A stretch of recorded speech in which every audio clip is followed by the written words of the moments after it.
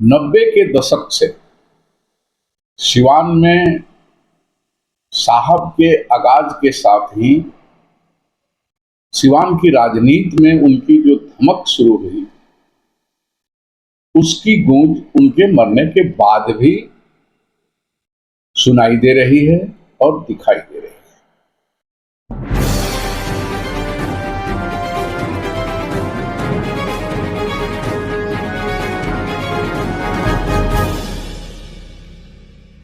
नमस्कार, मैं हूं नवीन सिंह परमार और आप देखना शुरू कर चुके हैं परमार मीडिया का हमारा YouTube channel Siwan dialogue. Siwan dialogue पर हमारा ये विशेष कार्यक्रम परमार की बात और सत्ता के महासंग्राम का एक संयुक्त एपिसोड है। चुनाव के दृष्टिकोण से इन दिनों परमार की बात और सत्ता के महासंग्राम का संयुक्त एपिसोड ही हम आपके बीच लेके आ रहे हैं।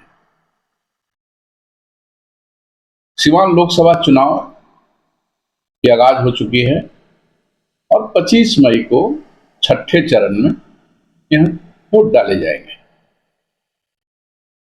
प्रत्याशी लगभग सामने आ चुके हैं, लेकिन जब तक आधिकारिक रूप से नॉमिनेशन नहीं हो जाते हैं तब तक ये कहना कि किसके किसके बीच लड़ाई है, कौन कौन लड़ाई में है, थोड़ी सी जल्दीबाजी होगी। लेकिन मिला जुला करके 4 प्रत्याशी अभी दिखाई दे रहे हैं।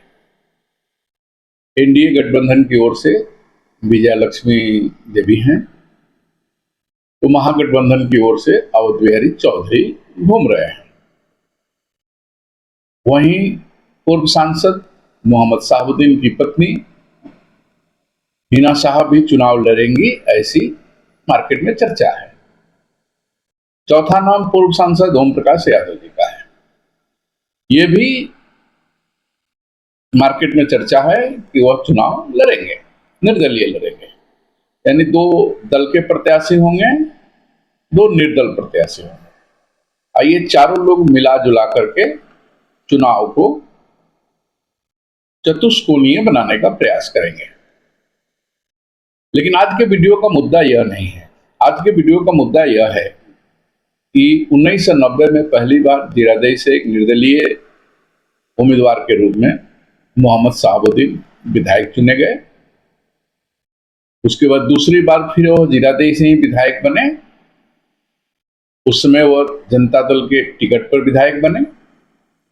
उसके बाद 96 में लोकसभा के चुनाव में जनता दल ने उन्हें सिवान से टिकट दिया और वे सांसद बने और लगातार 4 बार सांसद रहे। पहली बार 2009 में जब वो जेल में बंद थे, उस समय उनकी पत्नी हिना साहब चुनाव लड़ी और ओम प्रकाश यादव निर्दलीय उम्मीदवार के रूप में हिना साहब को मात दे करके दिल्ली पहुंचे। और 2009 से लेकर के 2019 तक के चुनाव में 3 बार 2009, 2014 और 2019 में हिना साहब राजद की प्रत्याशी के तौर पर रही और चुनाव हारती रही। इस बार 24 में वह निर्दलीय लड़ने जा रही हैं, जैसी चर्चाएं हैं। मैं फिर से बता दूं कि जब तक नॉमिनेशन नहीं हो जाता है तब तक ये आधिकारिक रूप से कहना कि वह प्रत्याशी कौन कौन है, थोड़ी सी जल्दीबाजी होगी।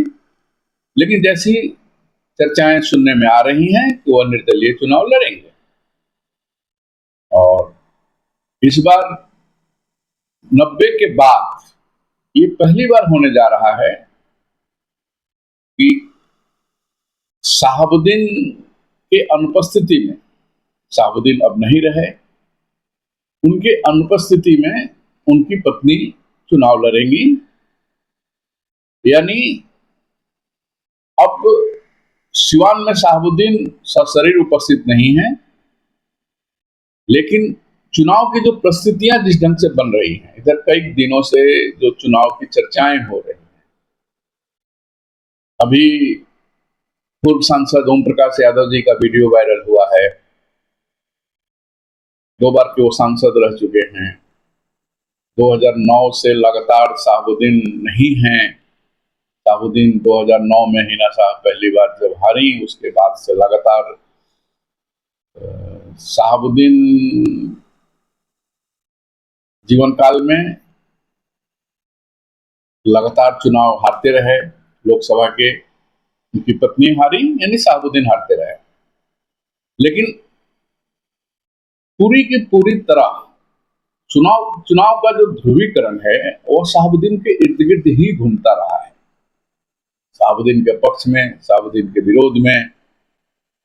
इस बार ऐसा लगता था कि शहाबुद्दीन नहीं है, हिना साहब पहले की अपेक्षा कमजोर हो चुकी हैं, तो शायद पहला चुनाव होगा 90 के बाद जो शहाबुद्दीन की चर्चा नहीं होगी।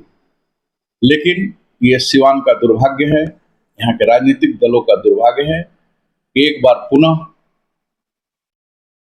2024 के चुनाव को भी शहाबुद्दीन बनाम अन्य बनाया जा रहा है। और ये काम शहाबुद्दीन के समर्थक या हिना साहब के समर्थक नहीं बना रहे हैं, ये काम वो लोग बना रहे हैं जो अभी तक शहाबुद्दीन के नाम पर राजनीति करते आए हैं। उदाहरण के तौर पर पूर्व सांसद ओम प्रकाश जी का बयान वायरल हो रहा है। उन्होंने कई लोकल चैनलों को बयान देते हुए कहा है, जंगल राज की कल बात बताई है, वो पूरी कहानी बताई है। यानी आज शहाबुद्दीन की अनुपस्थिति में भी वो शहाबुद्दीन के खौफ के नाम पर चुनाव लड़ना चाहते हैं। आखिर उनकी क्या मजबूरियां हैं कि वो 10 साल स्वयं सांसद रहे, लेकिन 10 साल अपने काम के बलबूते पर वो चुनाव में नहीं उतरने जा रहे हैं। शहाबुद्दीन के आतंक राज के विरोध में वो आज भी वोट मांग रहे हैं। उसी प्रकार से हम एनडीए की प्रत्याशी की जब बात करते हैं तो एनडीए की प्रत्याशी की भी चर्चा जब हो रही है, उनके विरोधी कह रहे हैं कि भाई वो भी तो शहाबुद्दीन के साथ काम करते थे, उनको वोट देना माले को वोट देना हुआ, उनको वोट देना शहाबुद्दीन को वोट देना, क्योंकि वो माले में भी रहे हैं, शहाबुद्दीन के साथ भी रहे हैं। यानी वहां भी घुमा फिराकर शहाबुद्दीन की चर्चा हो जा रही है। हिना साहब तो स्वयं शहाबुद्दीन की पत्नी है, तो वो शहाबुद्दीन के नाम पर ही वोट मांगेंगी। यानी कुल मिला जुला करके 2024 का लोकसभा चुनाव भी शहाबुद्दीन बनाम अदर होने दिख रहा है। ये सिवान के लिए बहुत अच्छी बात नहीं है। शहाबुद्दीन सिवान के अतीत हैं। शहाबुद्दीन के विरोध में या शहाबुद्दीन के समर्थन में जो लोग भी राजनीति कर रहे हैं और सिवान को विकास से कोसों दूर ले जाने की बात सोच रहे हैं। नए प्रवेश में, नए भारत में सिवान के प्रवेश को रोकना चाह रहे हैं। भाई, सिवान के घाघरा नदी में, सिवान के बगल से गुजरने वाली घाघरा में बहुत पानी बह चुका है। शहाबुद्दीन अब नहीं रहे, और मिला जुला कर देखा जाए तो 2009 से वो सत्ता में नहीं है। 2009 से शहाबुद्दीन के खिलाफ में ही लोग जीतते आए हैं। तो अब सिवान की राजनीति में विकास की बात होनी चाहिए, सिवान के एजेंडे पर बात होनी चाहिए कि सिवान को किस चीज की आवश्यकता है।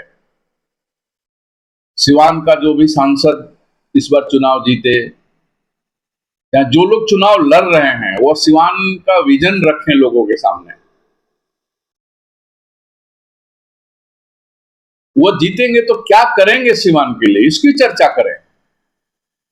आखिर क्यों बार बार शहाबुद्दीन के नाम पर चुनाव को मोड़ना चाहते हैं।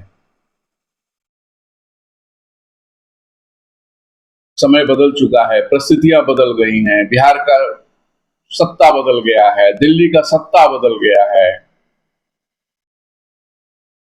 अब कोई अपराध के नाम पर बहुत देर तक राजनीति में नहीं टिका रह सकता है। जनता जागरूक हो चुकी है, जनता विकास चाहती है, जनता हाईवे चाहती है, जनता अच्छी ट्रेनें चाहती हैं, जनता एयरपोर्ट चाहती है, जनता सुरक्षित मार्केट चाहिए, जनता को अच्छे शिक्षण संस्थान चाहिए, सिवान की जनता को। सिवान भारत के विकसित शहरों में अपने को शामिल करना चाहता है। आप क्यों सिवान को बार बार शहाबुद्दीन का नाम लेकर के सिवान को पुनः अतीत की दुनिया में ढकेलना चाहते हैं? आज के इस एपिसोड के माध्यम से हम आग्रह करेंगे आने वाले चुनाव में जो भी लोग चुनाव लड़ने जा रहे हैं उन सारे लोगों से कि आप सिवान के लिए क्या विजन है आपके नजर में। आप सांसद बनेंगे तो सिवान को क्या देंगे, इसकी चर्चा करें, शहाबुद्दीन की चर्चा नहीं करें, क्योंकि शहाबुद्दीन अब सिवान के लिए अतीत हो चले हैं। इन्हीं शब्दों के साथ आज की बात हम यही समाप्त करते हैं। हमारा यह एपिसोड आपको कैसा लगा आप निश्चित रूप से कमेंट करें। अच्छा लगा हो तब भी कमेंट करें, अगर हमारी बातें आपको अच्छी नहीं लगी हो तब भी आप कमेंट करें। आपके हर कमेंट को हम सर आंखों पर रखेंगे।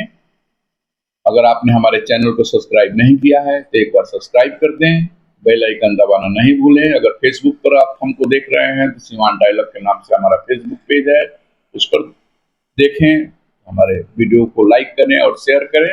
इन्हीं शब्दों के साथ आज की बात हम यही समाप्त करते हैं। आप जहां भी रहें मस्त रहें, स्वस्थ रहें। चलते चलते जय भारत, जय सिया राम।